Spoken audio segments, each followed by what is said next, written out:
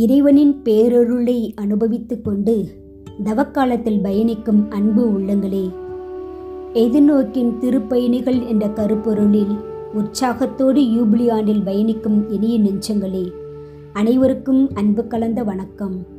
தவக்காலம் இறைவனின் மன்னிப்பை அதிகமாக உணர்ந்து அனுபவிக்கும் உன்னத காலம். காலங்களையும் யுகங்களையும் கடந்தவர் தனது சாயலில் மனிதனை படைத்து மனிதத்தன்மையோடு வாழும் வழிமுறையை மானிடன் கற்று உணர்ந்து அனுபவிக்க தனது மகனையே மண்ணகத்திற்கு அனுப்பி வாழ்ந்து காட்டச் செய்தவர். இயேசுவின் பாடுகளோடு ஒன்றிக்க இறைவன் அனுமதிக்கும் வேதனைகளை ஏற்றுக்கொள்ள முயற்சிப்போம். திருத்தந்தை யூபிலி ஆண்டை எதிர்நோக்கின் திருப்பயணிகள் என்ற கருப்பொருளில் நம்பிக்கையோடும் உயிர்த்துடிப்போடும் பயணிக்க அழைப்பு விடுக்கின்றார். விசுவாசத்தின் தந்தை என்று அழைக்கப்படும் ஆபிரகாம் நமது வாழ்க்கை பயணத்திற்கு சிறந்த வழிகாட்டியாக திகழ்பவர். சோதோம் கொமோரா பகுதி அழிவுக்கு உள்ளாகப் போகின்றது என்பதை அறிந்த ஆபிரகாம் தந்தை கடவுளோடு உரையாடி மக்களுக்காக பரிந்து பேசும் காட்சியை திருவிவிலியத்தில் வாசித்திருக்கின்றோம். தொடக்க நூல் அதிகாரம் 18 இறை திரு வசனங்கள் 20 முதல் 33 வரை உள்ள வசனங்கள் கடவுளின் இரக்கம் எவ்வளவு உயர்ந்தது என்பதை சுட்டிக்காட்டுகின்றது. தீயவரோடு நீதிமான்களையும் சேர்த்து அழித்து விடுவீரோ? ஒருவேளை அந்நகரில் 50 நீதிமான்களாவது இருக்கலாம். அப்படியானால் அங்கிருக்கின்ற 50 நீதிமான்களை முன்னிட்டாவது அவ்விடத்தை காப்பாற்றாமல் அழிப்பீரோ? தீயவனோடு நீதிமான்களை முன்னிட்டாவது அவ்விடத்தை காப்பாற்றாமல் அழிப்பீரோ? தீயவனோடு நீதிமானை அழிப்பது உமக்கு ஏற்றதன்று. நீதிமானையும் தீயவனையும் சமமாக நடத்துவது உமக்கு உகந்ததன்று. அனைத்திற்கும் நீதி வழங்குபவர் நீதியுடன் தீர்ப்பு வழங்க வேண்டாமா என்ற ஆபிரகாமின் வேண்டுதலுக்கு கடவுள் அளிக்கும் பதில் அவருடைய பேரன்பை பேரிரக்கத்தை சுட்டிக்காட்டுகின்றது. நான் சோதோம் நகரில் 50 நீதிமான்கள் இருப்பதாக கண்டால் அவர்களின் பொருட்டு முழுவதையும் காப்பாற்றுவேன் என்று ஆண்டவர் பதிலளிக்கின்றார். ஆபிரகாமின் வேண்டுதல் தொடர்கின்றது. ஒருவேளை 45 பேர், 30 பேர், 20 பேர், 10 பேர் என கேட்க 10 பேரை முன்னிட்டு அளிக்க மாட்டேன் என்று ஆண்டவர் கூறுகின்றார். இந்த உரையாடலில் ஆபிரகாமின் தாழ்ச்சியான மனநிலை மற்றும் மக்கள் மட்டில் இருக்கும் ஈடு இணையற்ற அன்பும் கடவுளின் பேரிரக்கமும் இணையோடுவதை காணலாம்.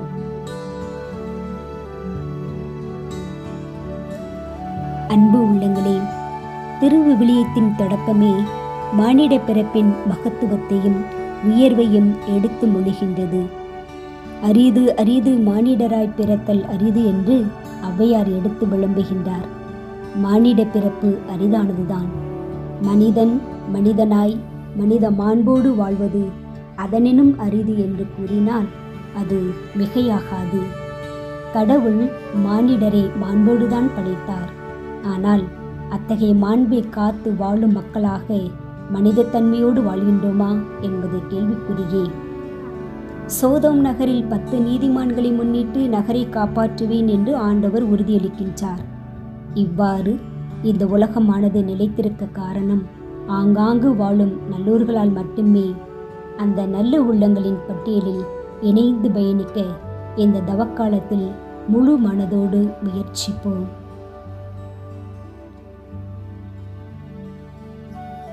இந்த உலகம் ஏன் நிலை பெற்றுள்ளது என்ற வினாவை எழுப்பிக் கொண்டு அதற்கு விடையாக கடலுள் மாய்ந்த இளம்பெரு வழுதி அழகான பாட்டு ஒன்றையும் அமைத்துள்ளார். உண்டால் அம்மை இவ்வுலகம் இந்திரர் அமிழ்தம் ஏவது ஆயினும் இனிது என தமியர் ஒன்றலும் இலரே.